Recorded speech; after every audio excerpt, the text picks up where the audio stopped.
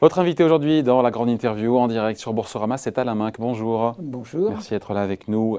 J'étais au MEDEF avec Bruno Le Maire, que j'ai interviewé, qui me disait, je demande aux Français, enfin il a dit chez moi, il a dit aussi sur RTL, mais il a dit, je demande aux Français de dépenser ces milliards, a priori 100 milliards qui ont été mis de côté depuis le confinement et depuis la crise. Comment est-ce qu'on rend confiance aux Français? Comment est-ce qu'on les incite à consommer alors qu'on parle de plans sociaux, qu'ils ont peur pour leur emploi? À juste titre, ils ont peur de se faire infecter au Covid. Qu'est-ce qu'on fait pour réinsuffler la confiance? Mais d'abord, elle n'est pas inexistante, la confiance. Vous savez comme moi que les résultats de beaucoup d'entreprises, sauf dans les secteurs directement impactés, type transport, tourisme, du mois de juin, du mois de juillet et du mois d'août, sont plutôt bons. Donc il y a eu un redémarrage économique.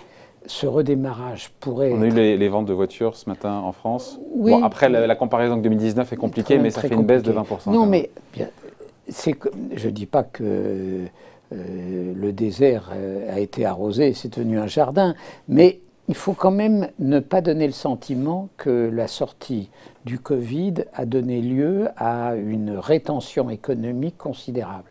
Après, qu'est-ce qui redonne confiance aux gens ? Évidemment, la petite phase que nous voyons d'angoisse qui remonte n'est pas un facteur qui donne confiance. Ce qu'il faut espérer, c'est qu'elle sera peu durable et qu'il n'y aura pas un emballement anxiogène comme celui qu'on a connu. Mais je crois qu'il ne faut pas, en dehors du fait qu'il est logique que le ministre appelle les Français à consommer, hein, c'est son boulot. C'est son boulot, non, mais c'est son boulot.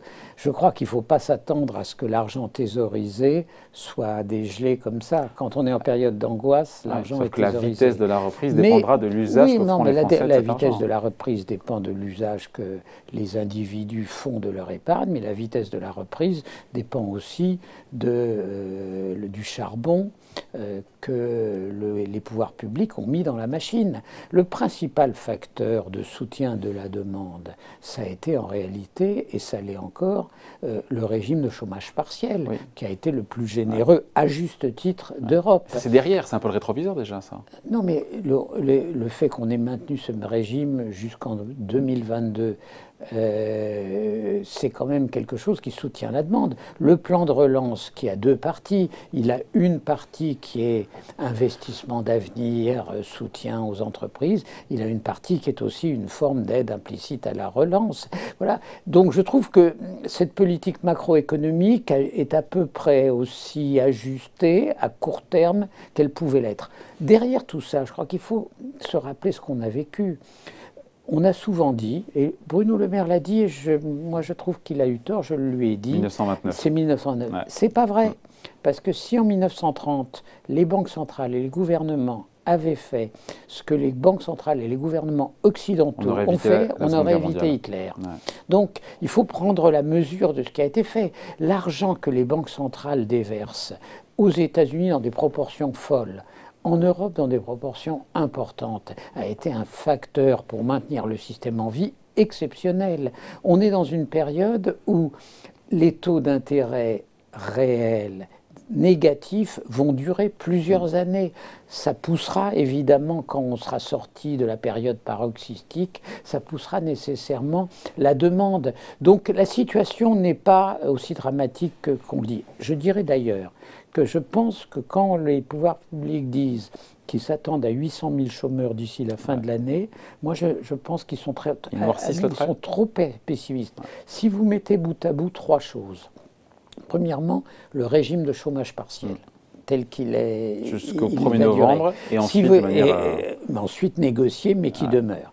Si vous mettez aussi bout à bout le fait qu'il y a un nombre d'offres d'emploi presque aussi important qu'avant le Covid, insatisfait, il n'y a pas de raison de penser que la hausse du chômage sera d'une telle ampleur. Elle sera réelle, mais je pense qu'on sera agréablement surpris.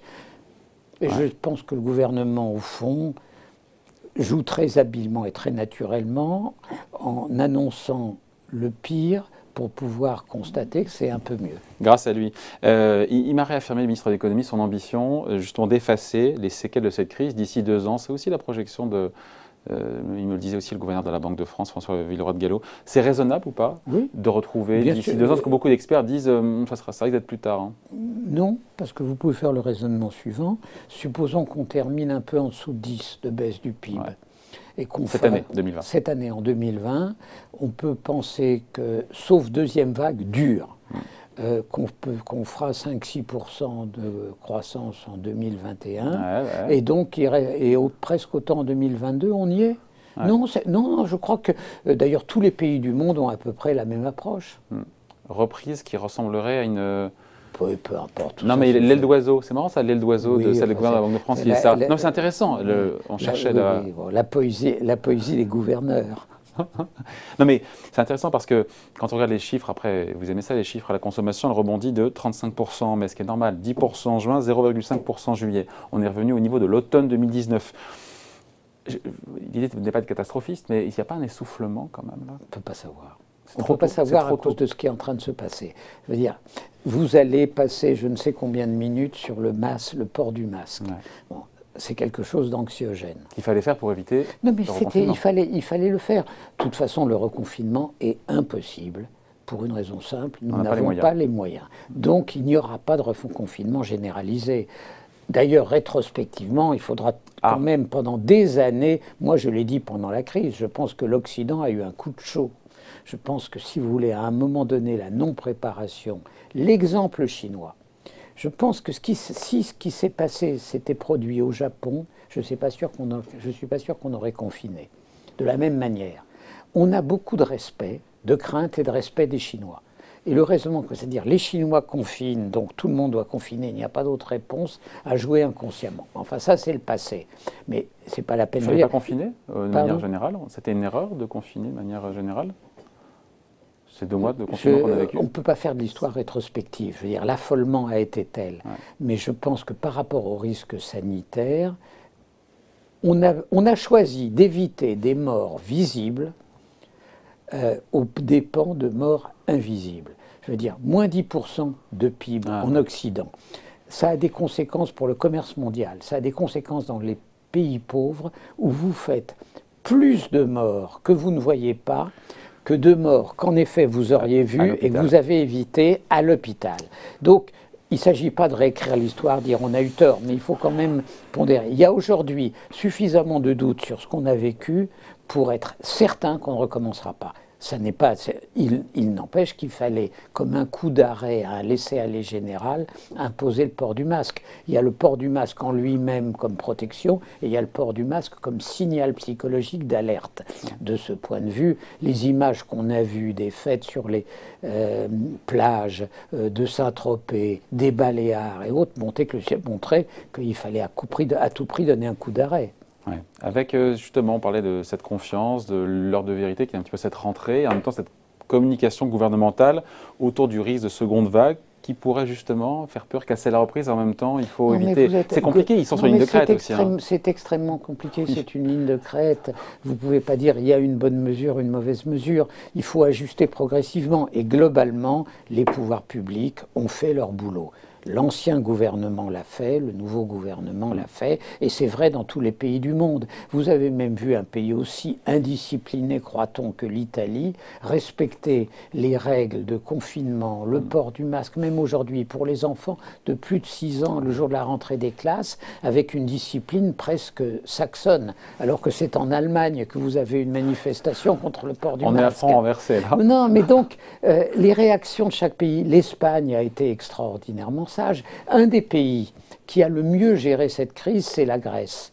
La Grèce dont nous rions, que nous avons failli virer de la zone euro, dont nous disions qu'elle n'a pas d'État, qu'il est incapable de faire quoi que ce soit. Aujourd'hui, entrer en Grèce pour aller passer vos vacances est beaucoup plus contrôlé que de prendre le Thalys pour arriver à Paris. Non, j'ai pas du vécu, j'ai eu des récits. Non. Donc c'est assez étonnant d'ailleurs de voir comment chaque pays s'est comporté. Je reviens à la première question sur les 100 milliards d'euros thésaurisés par les Français. 100 milliards, c'est aussi le chiffre du plan de relance. En fait, les Français... Mais ce n'est pas la même chose, ce n'est pas la même canalisation. J'entends bien, mais c'est intéressant de voir que c'est les deux. Moi, je pense qu'on aurait pu faire plus sur le plan de relance. 100 dont 40 payés par l'Europe. Non, mais oui, mais je pense qu'on aurait pu faire plus. Pourquoi ? Je crois qu'on n'a pas encore compris qu'on a changé de règles macroéconomiques. C'est-à-dire qu'on est depuis 7 ans en quantitative easing. On est depuis 8 mois en super quantitative easing. Ce que nous avions appris, et qui était vrai autrefois, qui est le retour de l'inflation par les coûts, n'existe plus. Ouais. Alors il y a une inflation, oui, c'est l'inflation par les actifs.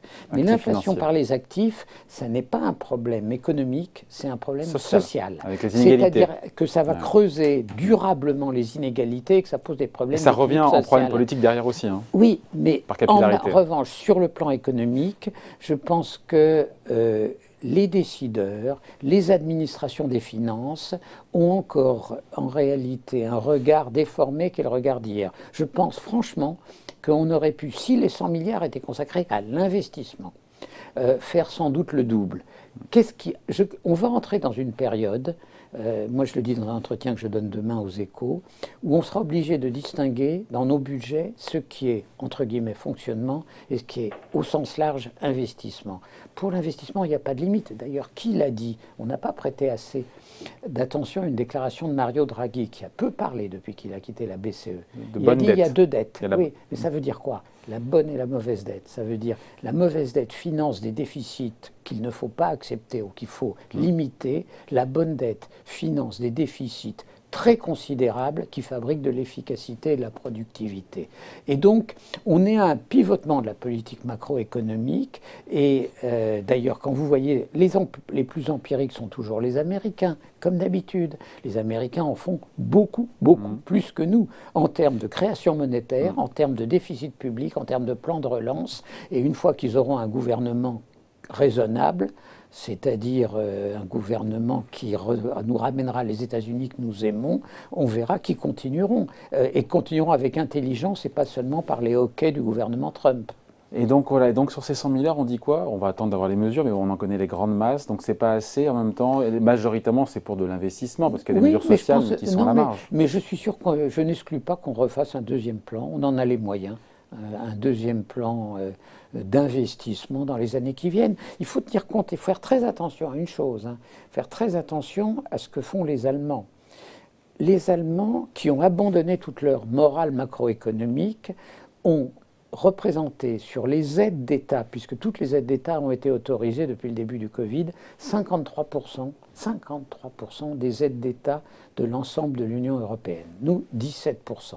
Je veux dire, l'écart d'efficacité qui risque de se creuser entre le secteur manufacturier allemand et le nôtre peut être considérable. Donc je suis alors c'est vrai qu'ils se sentent plus libérés parce qu'ils avaient moins de dettes, mais quand ils y vont, ils y vont. Il ne faut jamais oublier que les Allemands prennent des positions qui correspondent à l'intérêt général et à l'intérêt particulier. Et donc, je suis un ardent militant d'un deuxième plan de relance en 2021. Qui serait pour le coup soutenu par l'Europe, financé par l'Europe ou sur des bases nationales? Mais t'es pas whatever. Mais attendez, mais c'est pas whatever. Qui finance sur le plan national? C'est la BCE. Ouais. Donc c'est l'Europe. C'est une question de... Bon, c'est l'Europe. Je veux dire, on n'a pas encore compris qu'entrer dans une période, pour des années et des années, où vous payez l'État français pour qu'il accepte votre argent, vous ne pouvez pas raisonner comme on raisonnait précédemment. Moi, on m'aurait dit, quand dans les 40 dernières années, tu vivras des taux négatifs, j'aurais ri au nez de mon interlocuteur, ou j'aurais dit oui, une journée. Oui, transitoirement. Voilà. Très, très transitoirement. Il n'y a pas aujourd'hui le Keynes qui pense la nouvelle économie. Mais comment ça se finit? Parce que certains disent effectivement, ça engendre des bulles sur les prix d'actifs et donc on se tapera inévitablement des prix de l'immobilier trop chers, des bulles sur l'immobilier, des bulles sur la bourse, mais je pense que et des inégalités patrimoniales. Mais je pense que ça va poser à terme un problème, en réalité pas tout de suite, mais à moyen terme, un problème de redistribution, parce que ce sont, au fond, c'est pas le problème des très riches, ça c'est de la symbolique, mais sur 10 ans, de valorisation des actifs, c'est-à-dire celui qui a hérité. Vous prenez 2 profs qui aujourd'hui font la rentrée des classes. Un qui n'a hérité de ses parents rien matériellement, hormis une bonne éducation. Et un qui a hérité un petit portefeuille et un appartement de 3 pièces à Paris. Et une bonne éducation aussi. Et une bonne éducation aussi. leurs situations matérielles dans 10 ans sont fondamentalement différentes. Et c'est donc les tensions à l'intérieur de la classe moyenne qui me paraissent poser un problème beaucoup plus que la symbolique ou qui concerne les vrais riches. Un petit mot juste pour clore sur Bruno Le Maire et les entreprises, sur les faillites. Il nous dit, oui, il y aura plus de faillites dans les mois qui viennent, ça on s'en doute, et que le gouvernement fera le maximum pour sauver tout le monde. Non, le problème, c'est pas de dire qu'il faut sauver tout le monde. Le problème, c'est que qu'il mérite de l'être. On a réglé, avec les PGE, et bien, le problème de la liquidité des entreprises. Il y a la question Maintenant, de la solvabilité, on va passer à la solvabilité. Et donc, je pense qu'on est obligé de faire, en aide aux fonds propres, des choses très significatives et que les milliards là qui sont dans le plan de relance ne sont pas à la mesure des besoins qu'on aura. J'ai posé la question à Bruno Le Maire. Il me dit on met 3 milliards avec l'effet de levier de l'argent privé, ça sera 15 milliards d'euros pour les fonds propres. Ça, j'attends de voir. J'attends de voir ce que c'est que l'effet de levier quand on voit comment, pour certains gros dossiers, il a fallu tordre le bras des banques sur des prêts que l'État garantissait à 90%. Donc, où le risque financier marginal n'était que de 10%. Ouais. Donc, je pense qu'on sera obligé de remettre de l'argent pour faire des fonds propres. Autre sujet, et en même temps, enfin, autre sujet, non, c'est lié. J'avais le patron, première interview télé en France, du patron de Sanofi, patron monde de Sanofi, c'était au MEDEF. Il m'a dit on prévoit, c'est une prévision, de sortir un vaccin mondial avril-mai 2021. Est-ce que ça a de quoi nous inciter à l'optimisme et nous dire finalement, voilà, il reste 7-8 mois à tenir? Moi, sur la dimension médicale, je n'ai évidemment aucune compétence et j'enregistre votre information. Sur la dimension psychologique, je crois que l'annonce du vaccin sera un événement considérable alors même que sa réalité, c'est-à-dire le moment où tous ceux qui voudront se faire vacciner le pourront, prendra beaucoup de temps. Mais en fait, en élément psychologique, la pression anxiogène qu'on a vécue, le jour où elle se détend complètement, là, vous verrez les 100 milliards qui sortiront du bas de l'aide. Bon. Et donc, c'est plus encore qu'un aspect médical, je pense que ce sera un formidable événement de psychologie collective. Les Américains semblent en avance avec leur biotech Moderna. Bon, on va voir. On verra qui gagne la course. On verra qui gagne la course. Mais il se passe des choses qu'on n'avait pas imaginées. Que les États financent des appareils de production sur des projets de vaccins dont les 3/4 n'existeront pas à fond perdu, c'est extraordinaire. Donc, ce jour-là, à mon avis, l'angoisse disparaîtra. Parce que l'angoisse, elle est quand même disproportionnée. Je veux dire, quand on voit aujourd'hui le nombre de morts, aujourd'hui, du Covid, bon, c'est bien moins que les morts que le retard de traitement des cancéreux ou des maladies lourdes a entraîné. Donc on en fait trop alors, on en fait trop? Non, c'est pas. Je pense qu'il y a une fonction anxiogène de certains de vos collègues. Je crois que le vrai problème, ce ne sont pas, pardon de dire quelque chose d'aussi provoquant, les réseaux sociaux, mais les chaînes info. C'est-à-dire que quand vous avez martelé 7 heures par jour pendant des semaines, vous aviez l'impression qu'on vivait la peste noire. Enfin, tous les soirs, 19h, on égrenait aussi. Non, mais on a enfin, avec notre croque-mort national. Ouais. Enfin, on a vécu un moment qui ne pouvait que fabriquer une angoisse, c'est la réalité. Et Bernard-Henri Lévy l'a dit à sa manière fortement, donc, mais il a raison. On a créé une angoisse qui était disproportionnée à la réalité du mal. Vous savez.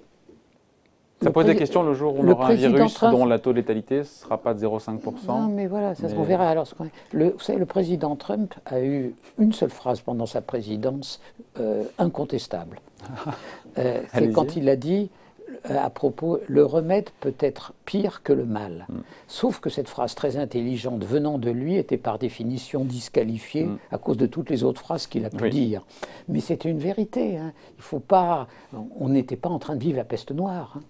D'ailleurs, il faudrait faire un bilan des résultats des pays scandinaves. Je pense à la Suède. Non, mais et il faudra faire un bilan aussi du véritable. Aucun de vous, si je puis dire, ne donne les vrais chiffres sur l'Allemagne. L'Allemagne ne compte pas les morts dans les maisons de retraite.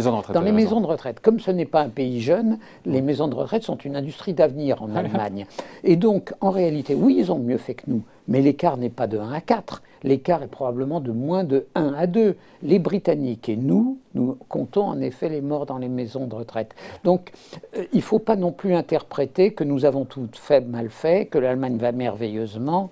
Il y a un travail pédagogique que pendant cette période d'angoisse maximale n'a pas toujours été fait. Bon, il nous reste quelques instants à la main. Je rappelle votre livre, publié avant l'été, Mes présidents, de Gaulle à Macron, chez Grasset. Deux questions, l'une anecdotique. Hein? Mais entre guillemets. Oui, bien sûr, absolument. Le président qui vous a le plus impressionné? Il y a ceux que j'ai connus et ceux que j'ai lus. C'est pas pareil. Dans ceux que vous avez connus? Nécessairement François Mitterrand, parce que c'est la seule fois de ma vie où j'ai approché un roi. Relation compliquée avec François Mitterrand. Oui, mais c'était un roi. Mais c'était un roi. Bon, donc vous le regardiez différemment. Mais de toute façon, et ça vaut pour pour tous, dire, le système français ne peut qu'amener à l'Élysée des gens de grande qualité. De grande qualité, tous. Beaucoup s'étonnent que dans ce livre, je porte un jugement pas du tout globalement négatif sur François Hollande. Sur François Hollande. Je pense que François Hollande a bien tenu le poste sur le plan international.